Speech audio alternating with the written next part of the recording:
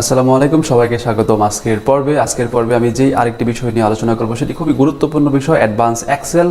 আসলে এক্সেল অনেক বড় একটা বিষয়, তারপরে অ্যাডভান্স এক্সেল আরও একটি অনেক বড় একটা বিষয়, যেটি খুব সংক্ষেপে দেখানো সম্ভব নয়। তো আমি আমার টিপসগুলো আপনাদের জন্য, যাতে আপনাদের সুবিধা হয়, আপনারা মনে রাখতে পারেন, এই জন্য প্রত্যেকটি পর্ব আমি মাত্র 2 থেকে 3 মিনিটের মধ্যে শেষ করব এবং প্রতিটি পর্বে এক একটি টিপস দেখাবো, এক একটি অ্যাডভান্স এক্সেলের ফর্মুলা অথবা কৌশল শিখাবো।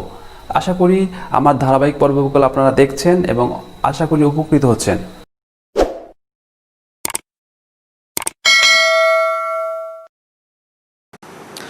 যে এখন থেকে 2 মিনিট শুরু হচ্ছে, 2 থেকে 3 মিনিটে অ্যাডভান্স এক্সেলের আপনারা নিয়মিত হয়তো দেখছেন, আশা করি উপকৃত হচ্ছেন। 2 থেকে 3 মিনিটে অ্যাডভান্স এক্সেল বিশাল ভান্ডার থেকে আমি সংক্ষেপে আপনাদের সুবিধাতে দেখাচ্ছি। তো আজকের টিপসটি থাকবে মূলত আপনারা যারা এক্সেলে কাজ করি তারা অনেক সময় দেখি যে ডাটাগুলো এই ধরনের থাকে। এটি একটি মোবাইল নাম্বার, আপনারা দেখতে পাচ্ছেন এখানে মোবাইল নাম্বার আছে, কিন্তু এই ডাটাগুলো অনেক সময় এইভাবে শো করে। তো এইগুলো এইভাবে শো করার কারণ মূলত এগুলোর যে ফরম্যাট আছে, ফরম্যাটটা ঠিক নেই।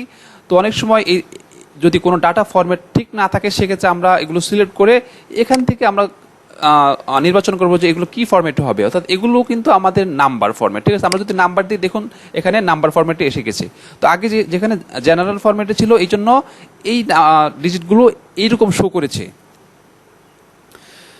ঠিক আছে।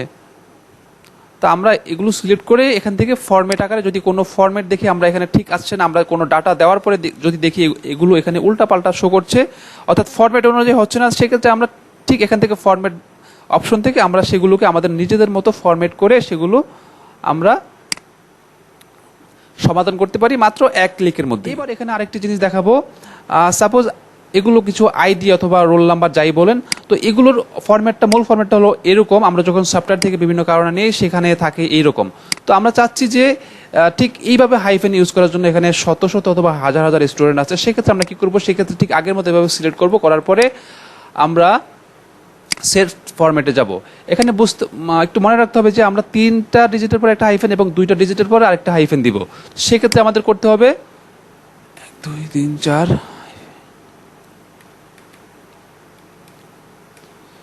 দেখুন,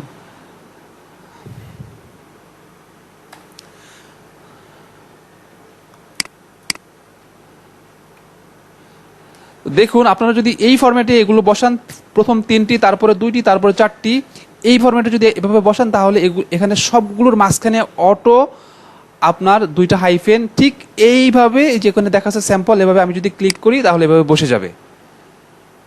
এই ছিল আজকে সংক্ষিপ্ত টিপস, আশা করি উপকৃত হয়েছেন সবাই। পরবর্তী টিপসটি একটু পরে আবার দেখতে পারবেন স্ক্রিনে।